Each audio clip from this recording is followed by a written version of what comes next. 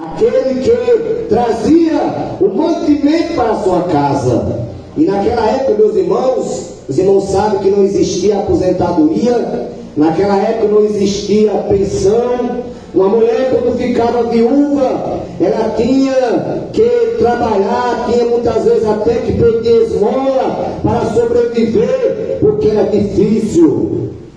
E esta mulher já estava viúva, já tinha perdido seu esposo e tinha unicamente esse filho para dar o sustento da casa. Ele é quem trabalhava, ele é quem dava o sustento da casa, era o homem da casa, como se chama, era o dono da casa. E ali, meus irmãos, este jovem também falece. Este jovem morreu, e esta mulher, não é para menos, ficou desesperada, chorando, angustiada, porque já tinha perdido o esposo e agora perdeu o único filho que tinha, que trazia o alimento para dentro de casa, e ela chorava. E a Bíblia diz, irmãos, que quando Jesus entrou naquela cidade, pelos portões daquela cidade, pelas portas daquela cidade, porque nós sabemos, meus irmãos, que aquela cidade naquela época, ainda hoje tem em algumas regiões ali em Israel, tem umas cidades cercadas por muro, e aquelas cidades, irmãos, eram todas muradas, e tinha entrada e tinha saída da cidade. E quando Jesus ia entrando na cidade de Naim, a Bíblia diz que uma multidão acompanhava e outra multidão saía. Só que aqui, meus irmãos, nós vemos aqui algo importante de ser meditado. A multidão que entrava levava a vida, a multidão que saía trazia a morte. Aleluia! Porque a multidão que entrava era com Jesus, que Jesus é a vida. Jesus falou para Marta: eu sou a ressurreição e a vida. Aquele que crê em mim, ainda que esteja morto, viverá. E Jesus entrava, Jesus era a vida entrava na cidade de Naim, porém de uma multidão saindo da cidade, trazendo a morte, que é aquele jovem que estava naquele caixão. E a Bíblia diz, irmãos, que essa mulher chorava, e Jesus, se aproximando do esquife, se aproximando do caixão, Jesus olhou para aquela mulher, e Jesus disse uma coisa para aquela mulher, que parece até um contraditório, porque ele disse: mulher, não chores. Mas como não chorar?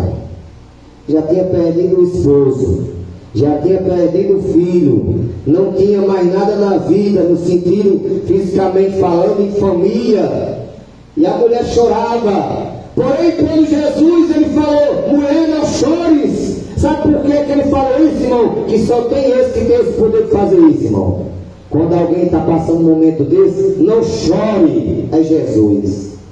Sabe por quê? Porque só ele tem a solução para o problema. E quando Jesus disse: mulher, não chores, é porque ele tinha solução para aquela mulher. Ele tinha vitória para aquela mulher. Aleluia. E a Bíblia diz, irmãos, que quando Jesus se dirigiu àquela mulher dizendo: mulher, não chore, Jesus foi àquele caixão e mandou que aquele jovem se levantasse. Aleluia. Porque Jesus é o Todo-Poderoso. Jesus é aquele que ressuscita morto, e é o mesmo hoje, irmão. Alguém pensa que Jesus só ressuscitou no passado. Não, Jesus ainda pode ressuscitar, ainda hoje. Glória a Deus. Eu me lembro, irmão, no testemunho do pastor Marrocos, ali em Paulo Cerro. Pastor Marrocos estava em casa, de repente chega uma mulher desesperada, pedindo socorro ao pastor, porque o seu filho acabara de morrer. Isso era meio-dia. E o pastor, irmão, ficou numa situação que só Deus na causa. Porque tem coisa na vida, irmão, que só Deus.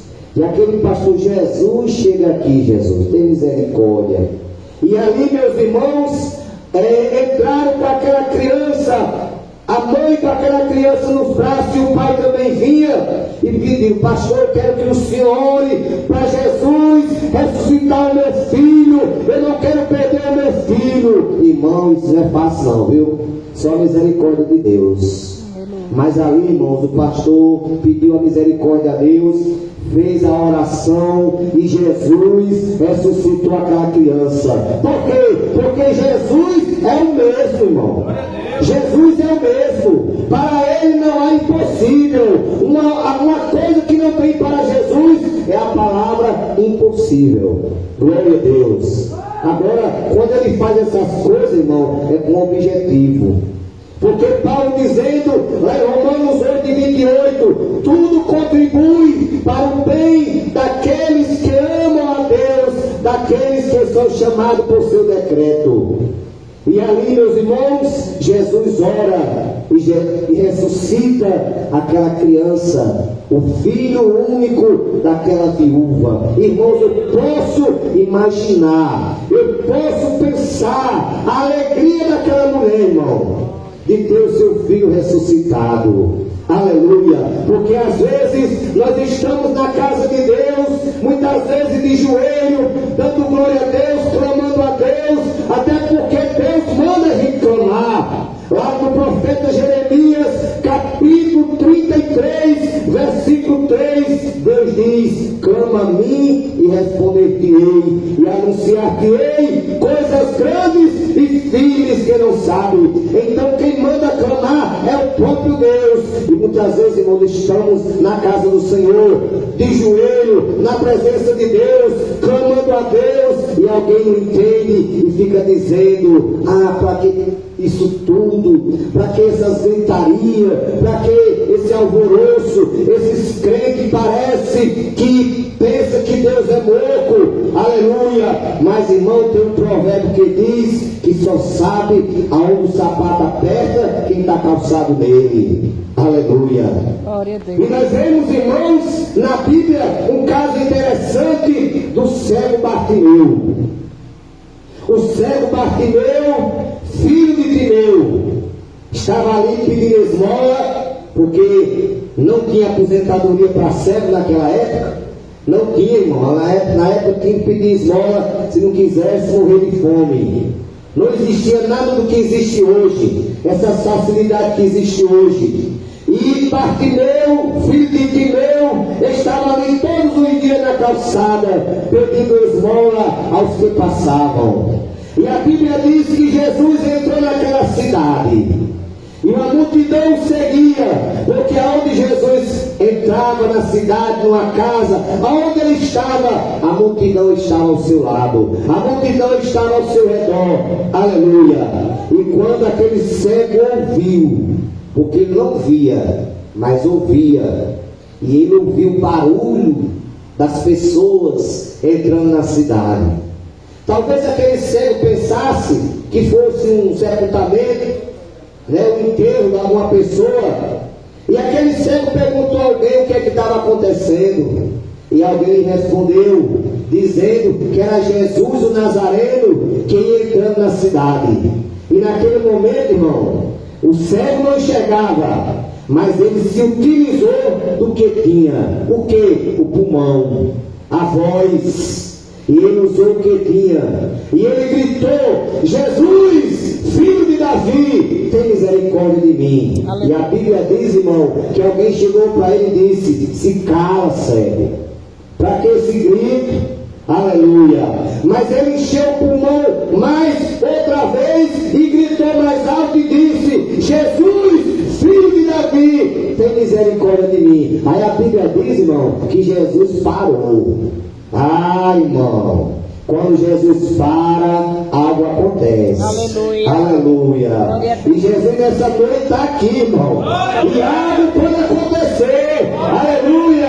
E Jesus parou e disse para chamar o cego, para trazer o cego até a sua presença. Glória a Deus. E a Bíblia diz, irmãos, que a primeira coisa que aquele cego fez foi lançar a capa fora. Porque aquele cego, ele usava uma capa. Além das suas vestes, ele usava uma capa. E aquela capa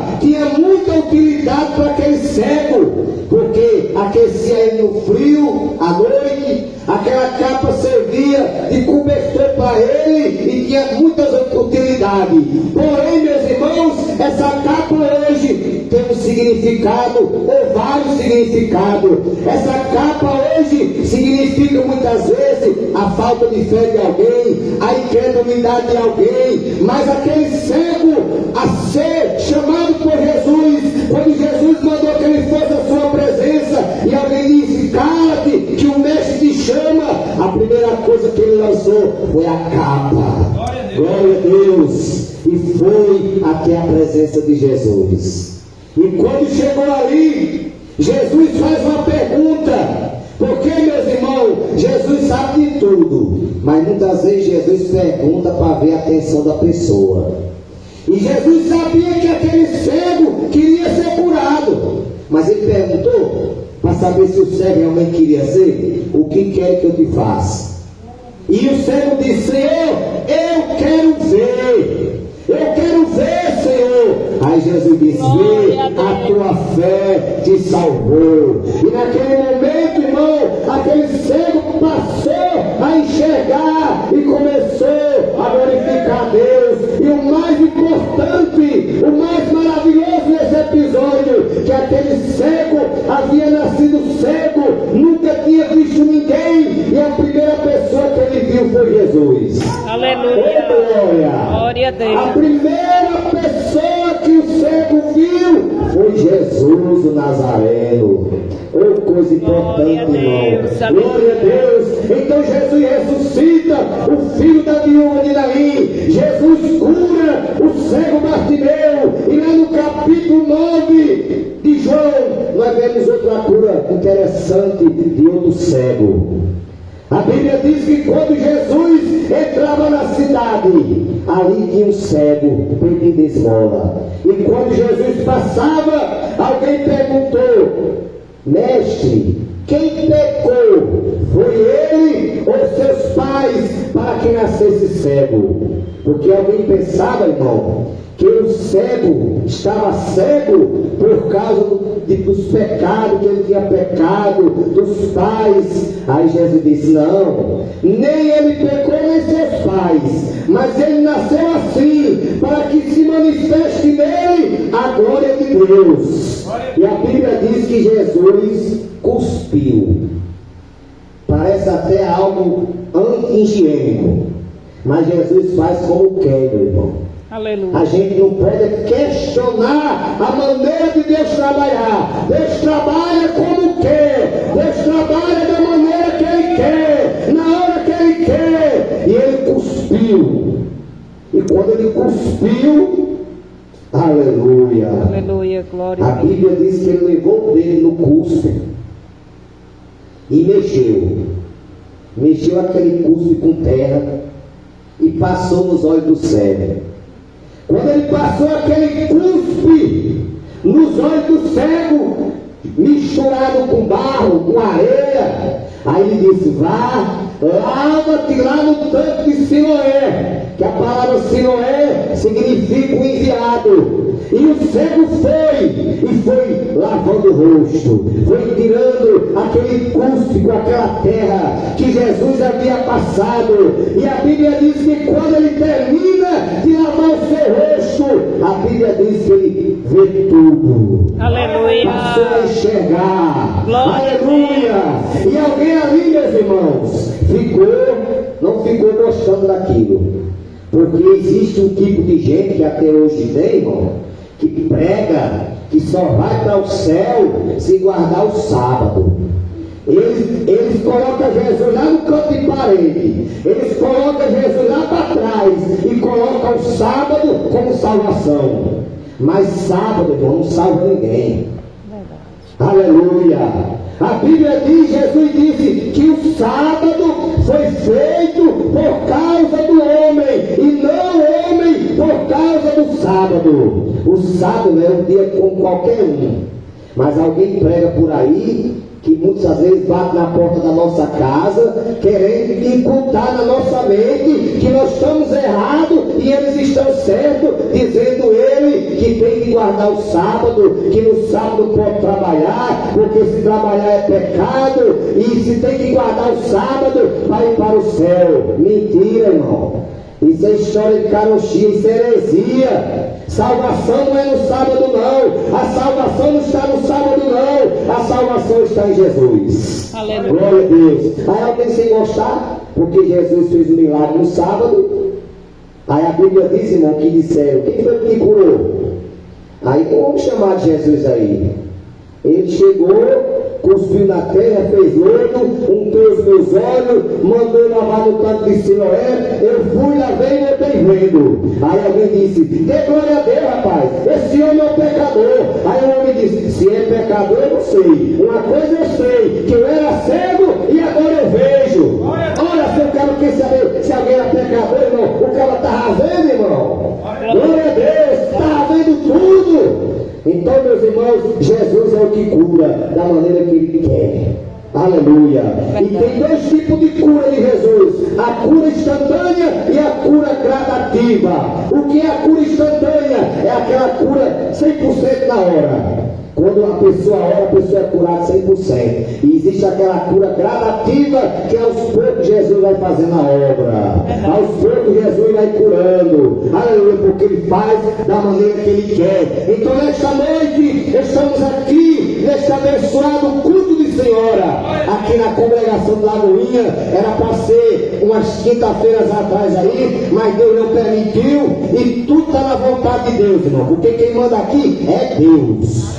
Quem manda é Jesus, irmão. Aleluia. O mandatário aqui é Jesus. A gente só faz culto aqui no dia que Ele quiser. No dia que Ele não quiser, nós não faz não, meu irmão. Ele manda chuva, acontece alguma coisa, mas a gente não faz. Agora no dia que Ele quiser, nós faz. Aí hoje Ele quis que fosse realizado o culto de Senhora. E estamos aqui nessa noite, feliz e alegre, adorando a este Deus poderoso, este Deus que faz milagre, este Deus que não é impossível para Ele. Aleluia. E nós temos, irmãos, vários milagres na Bíblia. A gente não temos como relatar todos, são muitos, e o tempo não nos permite. Já vai dar 8h30, mas se o tempo nos permitisse, irmão, a noite seria pouco para a gente falar das bondades e dos milagres e das grandezas de Deus. Agora eu quero dizer nesta noite à igreja, que diante de todo milagre que Jesus já fez e faz, não existe outro milagre maior do que a salvação de uma alma.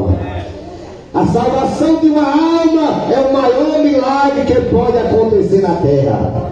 Porque alguém se admira um cego enxergar, alguém se admira um morto ser ressuscitado. Rapaz, é um milagre muito grande, um morto ressuscitou, mas não é o maior não. O maior é a pessoa ser crente, é a salvação de uma alma. A salvação de uma alma é o maior milagre que acontece na terra.